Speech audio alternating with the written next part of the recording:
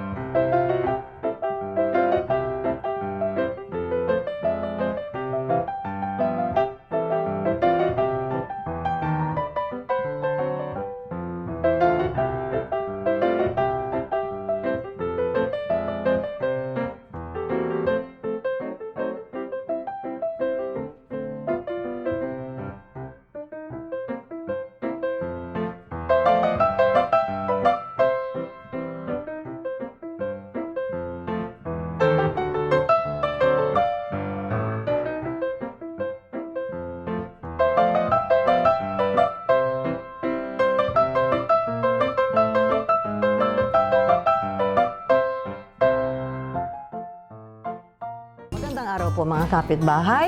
Hello po, kumusta na po kayo? Ngayon, kamukha nang napag-usapan namin ni Ethel kanina, ang lulutuin ko ngayon para sa inyong mga viewers, yung suman sa lihiya na kung tawagin po namin dito sa Pampanga ay suman bulagta. Huwag niyo po akong tanungin kung bakit tinawag na suman bulagta kasi hindi ko rin po alam. Bakit po suman sa lihiya ang naisipan kong i-demo ngayon? Kasi nga nung bata pa ako, lumaki ako sa probinsya at marapapaggawa kami ng suman. And then when I grew up, tapos I got married, ang unang gusto kong gawin ay mag-bake kasi naman dahil nga sa laki ako sa bakery. Yung mga pasuman-suman na yan, medyo nakalimutan ko. Hanggang nung isang araw naisipan kong gumawa nung bata pa yung mga anak ko, hindi po ako marunong. And then later on, naglipas ng mga panahon na sabi ko, marami na akong alam i-bake, marami na akong alam iluto.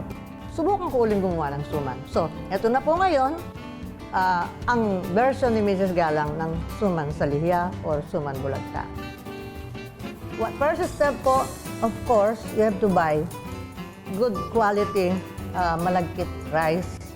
Unfortunately po, siyempre, sa supermarket lang tayo bumibili. Hindi naman tayo magtatanim ng sarili nating mga malagkit rice. Ang makukuha natin kung minsan, hindi naman ganun kapuro. Makikita nyo may halong konti. But anyway, pakikita rin namin po sa inyo kung paano ang tamang paggawa para medyo malagkit-lagkit yung ating suman.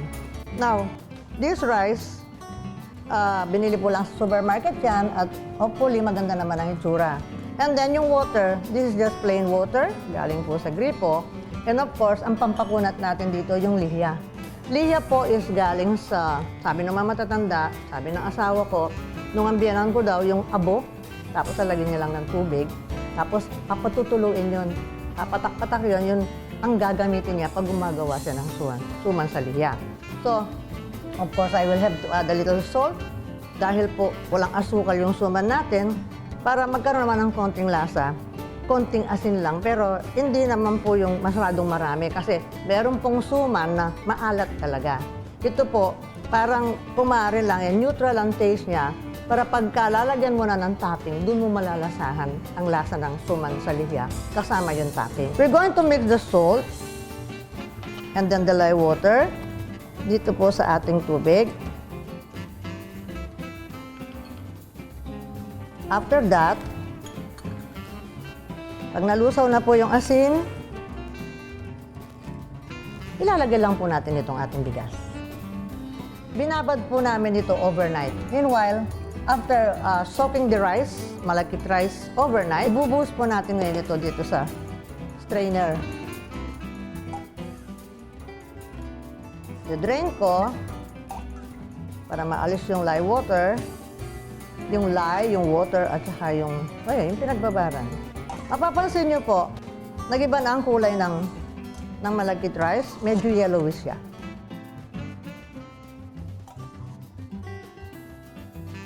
And then after this, itatapot ko po sa gripo ito, hugasan ko ng slightly lang. And by the way, yung pong bigas natin nga pala, hinugasan po yun tapos dinrain namin. Just to siyempre naman po, pag binibili natin yan, nakasupot sa supermarket, pero hindi ko alam kung paano ang kondisyon niya bago siya isinupot. So, ang ginagawa ko, inuhugasan ko po ng sandali lang. Hindi naman yung parang naghuhugas ka ng magsasaing ka. Not that much. And then, pag dinrain nyo po ngayon ito, maaamoy ninyo yung amoy ng lihya.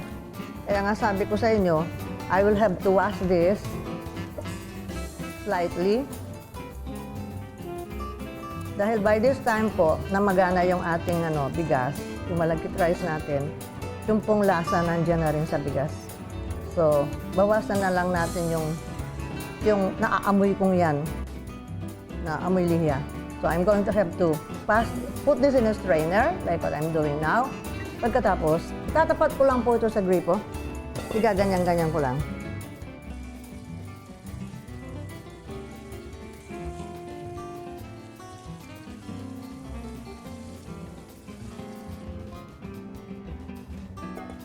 So, we now have the rice na hinugasan ko slightly para maalis ko yung amoy ng lihya. And anyway, nasa loob na nga ng yan. Ang bigas yan. Now, next step now is to wrap them. So, ang size po ng gagawin nating suma na mga, pag nabalot na is about 4 to 4 1/4 inch ang haba by mga 1.5 to 2 inches ang lapad.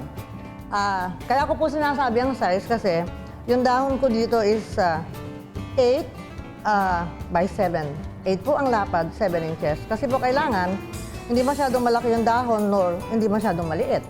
Now, I'm going to put the dahon, yung pong side niya na mas dark, sa ilalim. Kasi yun po ang lalabas ngayon sa suman. Now, this one here, kumbaga sa nagdadamit ka, meron kang sando, meron kang kamison, para kung halimbawa, mag-crack yung dahon, meron pang isang lining sa loob. So I will put a smaller piece here. Gupitin natin kasi hindi naman kailangan ganyang lalaki. Mga about 4 by 5. Kasi nga po 4 inches yung suma natin. So, mga 4 by 5 ito. Ito naman po, yung side po nung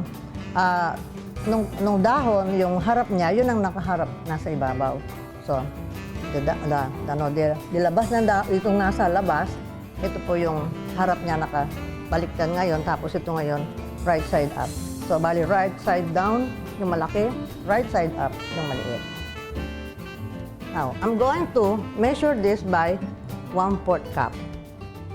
Maliliit lang po itong gagawin kong suman, kasi nga kung minsan makakabili tayo ang lalaki, no? Sabi ko, parang hindi ko maubos. So, di ba rin kumain ako ng dalawa na maliit kaysa doon sa isang. Sabi ko nga, bakit yung iba ang lalaki?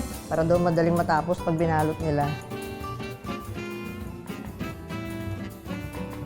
So, this is now 1/4 cup.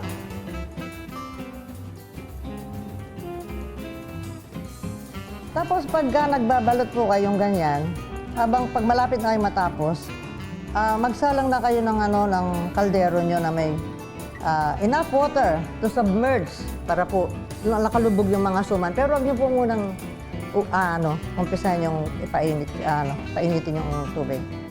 So, we're going to wrap this now in such a way na meron siyang allowance dahil po aalsa yung bigas na yan, mamamagayan pag niluluto natin, Pag masyado pong mahigpit, baka pumutok yung mga suman. So this is, and then after that, fold mo sa isang end. Check mo kung nakasiksik siya dun sa loob, kung may bigas na ano, and then fold it again. Tapos I will check the other end.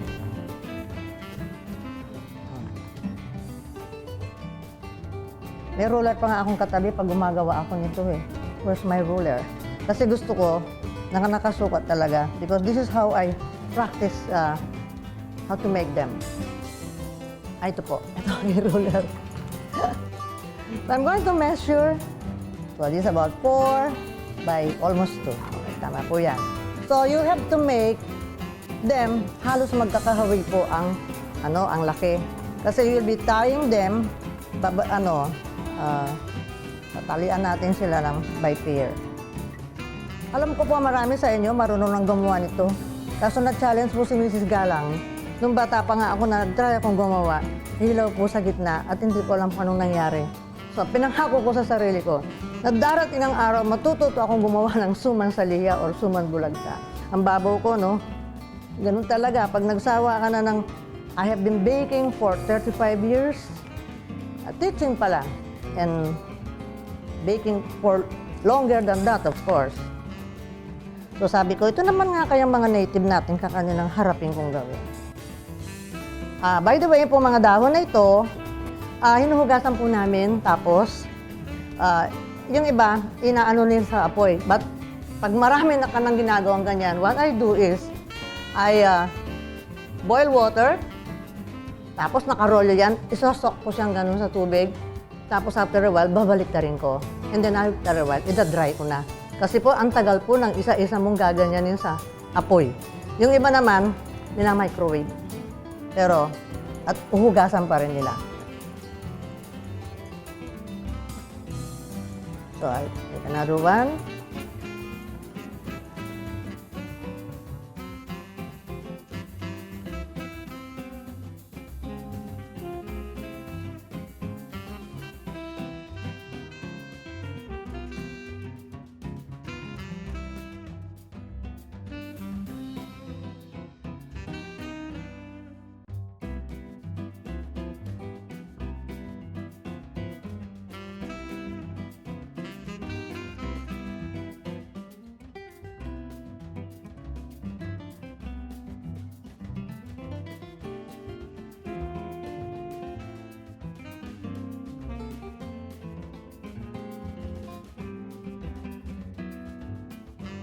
So, medyo payat siya ng konti.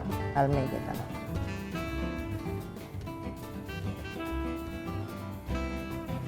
Magkaparehas na yan. So, I'll now tie them into pairs. What makes suman bulagta or suman saliha different from the other suman is may bewang po yan pagka kinain mo. Meron siyang yung mahigpit ang pagkakatali sa magkabilang dulo. So this is, I hope, I'll be able to tie them tightly para makita natin yung design na yun. And then, where are my tali? Oh, here. Ito po yung mga kinuha ko sa may gitna ng dahon ng saging. Yan, have to, matibay nga ito eh. Ayan, matibay, hindi malutong. Hindi kasi manipis lang yun, yung dulo nun. So you have to pull, and then after that, higpitan niyo po yung tali. Ang maganda rito sa taling ito eh, talagang ano, hindi synthetic, hindi kwan, ulitin ko mamaya yun. Everything galing po sa dahon ng saging. Sabi ko nga, pag gumagawa ako ng mga kalamay, dalawang lang ang paggawa ng mga kakanin ng Pilipino eh. It's either hahaluin mo or kaya steam mo o kaya ilalaga mo. So, kailangan meron siyang, ayan, ganyan po, meron siyang bewang. I'm going to tie again the other one. I just hope that, ayan, it is still loose eh. So from this recipe, I will be able to make 8 pairs or 16 pieces of suman. And then, of course, I prepared, meron na po kaming finished product. Palitan ko na lang. Kasi this takes 5 hours to cook them. Yung iba, ang sabi nila, 2 hours. Mas maganda po yung 5 oras. So, pag niluluto ko ito, sa charcoal stove ko, doon ko sinasalang. And then, dagdag lang kami ng dagdag ng tubig at saka ng gatong. Tapos, I leave the suman in the water until na lumamig na yung tubig. And sigurado yon pag sinilip ko, kinabukasan na because sasalang ko ito ng medyo madilim na. Ginagawa ko ito sa hapon. O, ayan. Ganyan yung pagkakali ng suman. Okay, so we now have here a pot of water. Marami po dapat, para hindi matuyo yung matuyuan ng tubig yung suman nyo. Kasi isipin nyo, 5 hours nating pakukuluan ito. Tapos itatime ko po yung tubig pag kumulo na. Then we will start counting the number of hours. Tapos noon, pagluto na po sila, usually po dahil sinasalang namin ito talaga sa may uling, papakunti na ng papakunti nilalagay kong uling. Yung tama na lang yung init niya, gumagalaw-galaw na lang konti yung tubig. Then I will just leave them in the water overnight. So, 2 recipes po itong ginawa kong nakahandang ito. Kaya ito ngayon, 16 pieces yan. So, we'll cover this. And then, pag kumukulo na yung tubig, magtatime na tayo ng 5 hours. Meanwhile, gagawin ko na po yung sauce. Kasi kamukha ng sinabi ko, may nakaprepare naman po kaming suman na agad para sa inyo. So, habang nagluluto po tayo ng suman, kung meron kayong time, kasi pwede naman po ninyong gawin ang sauce na ito. Pagluto na yung mga suman the next day. So, lulutuin natin ngayon yung ating malagkit flour. And then yung powdered milk. We'll mix this together. Yung salt po, mamaya ko na lang gagamitin o ilalagay kung kailangan natin. I will add a little coconut milk. Medyo puro po itong gamit kong ito, kaya maaaring hindi po na maubos lahat yan. Because it really depends on the taste. Kailangan po lasang gata, pero at the same time, hindi yung parang nakakasuya na sa masyadong lasang gata. Ako po yung isang tao, madaling masuya sa mga ganyan. Gusto ko yung parang hindi masyadong, tawag ba doon? Yung nakakauya mo, para makakain ako marami. Like when I bake cakes, I don't want them to be very sweet. Yung tama lang. Pag medyo matamis po, nasasaktan yung aking ngipin, sabi ko nga, may thermometer yung ngipin ko, sabi ko sa mga estudyante, nangingilo agad. We're going to cook this malagkit rice flour for a few minutes until the raw taste is gone. So if you notice, hindi ko po sinasadya yun na napainit na yung aking kawali. Wala lang sa isip ko na kasi hindi pala. You really don't have to heat your pan. Pwede rin pagka lagay sa kamo lang sindihan. Now I'm just cooking the malagkit flour para po maalis yung lasa niyang hilaw, kamukha ng sinabi ko kanina.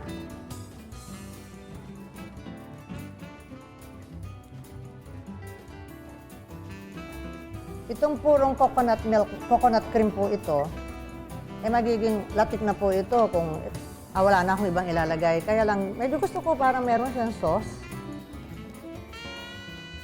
So, medyo nagbubuo po siyang konti. Mamaya po, kung hindi ko maalis yung mga buo-buong yan, dahil nga mainit na agad yung kawali nung ilagay ko, I'll simply strain it. No problem about that. But hopefully, habang minimix ko ito, mawala na yung buong yan. So, malapot yung ating milk. Lalagyan ko pa ng konti. And then, yung iba po, ang nilalagay nilang pang patamis dito pansa, brown sugar. Nagluto po ako ng condensed milk. Paano ako nagluto ng condensed milk? Well, you can stir your condensed milk sa non-stick pan para hanggang sa magkulay siya ng brown. Ngayon, kung nagluluto kayong ganyan, kamukha ng mga suman na yan, isama nyo lang po sa suman. By the time na maluto po yung suman ninyo, yung condensed milk nyo, kulay brown na, kamukha ng pinakita namin sa ingredients kanina. So I'm going to add the condensed milk, or brown sugar, or panutsa, kung ano man ang gusto nyo ilagay.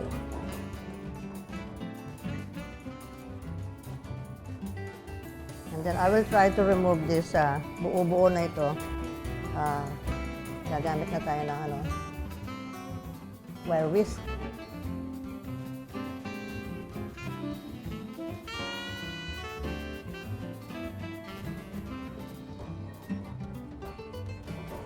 So we will stir this until smooth. Then after that, I will taste kung wala nang lasa yung hilaw yung rice flour. Kung may lasa pa, I will add more coconut cream. Kung hindi na lasang hilaw yung rice flour, I'll just finish the sauce by adding butter. Tignan natin. I'll just add the butter. Our butter is salted naman kaya palagay ko yung asin din na natin idadagdag mamaya. Ngayon, kung ang gamit nyo ay unsalted butter, you'll have to add a little salt to bring out the flavor. Pero sa totoo lang, alam niyo po ba kung ano ang nilalagay ko sa aking suman bulagta pag kumakain ako? Condensed milk. Saka lalagyan ko ng latik. So, I'll turn it on just to bring it to a boil. This is ready. It's done. So, if you will use coconut cream, mas madali pong lutuin kasi mabilis siyang lumapot. If you're going to use coconut milk, medyo matatagal lang kayong maghalo. Kasi malagnaw yun, hindi malapot to start with it. And then you can store this in your refrigerator. So kung gusto nyo ipangregalo ito, pwede nyo gawin agad. At tuwang-tuwa yung pagbibigyan nyo kasi it's not how they sell it in the market. Sa palengke po, ano yan, latik lang yan o kaya budbud. Siyempre, pag gumawa ka ng ganyan, alam nila special yan. Hindi ko nalalagyan ng asin. So, I'll just bring this to a boil. Then, when it's time manood ng TV o kaya maglikod ng mga pinagtabasan natin ng dahon ng saging, and just wait for the suman to get cooked. Okay, so, ang ating finished product ay ready na at hinahanda ni Mrs. G. Paano Tama ba na yung isa. Hati Isa na lang lang. tayo. Tapos, Meron lalagyan natin tayong ng sauce? sauce. Yung sauce, syempre, ang nagdadala sa suman palagi, ang sauce. Yes. Lalagyan ng Ang latik. Lagyan mo na latik. Hihihi. Ano lang, normally latik lang yan Kaso gusto ko, bakit naman ako magde-demo ng sumang sa linya kung latik, kapareho And there lang are din so ang sa many labas. ways to enjoy yung Oh, suman, yes. no? Meron mga fancy na lalagyan pa ng cream, ng mango. Yung iba piniprito yung suman bago kainin, no? Iba yun, yung... Yung isang klaseng suman. ebus. Ang sarap. Okay. Diba? Nandiyan yung Dito, lasa nung... at saka yung Yung native na lasa, yung at saka yung latik. latik, coconut.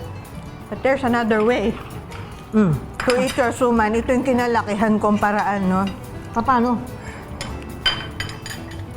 Ay! Condensed milk. Kung wala kayong time, magluto ng sauce or kulang kayo sa ingredients, yung iba, suka lang, okay na, no? Pero ito natutunan ko sa aking nanay. At masarap. Lalo kung malamig. Try it. Or, kung di man kayo magkaroon ng time o ng patience, gumawa ng suman, maybe you can do the sauce. Or, magbukas kayo ng condensed milk. Okay? For questions, comments, and suggestions, Hindi ka makapagsalita. Sige.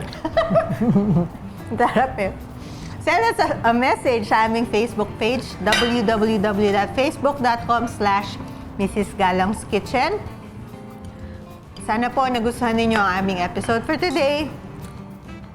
Maraming salamat po. Yan. Busin natin.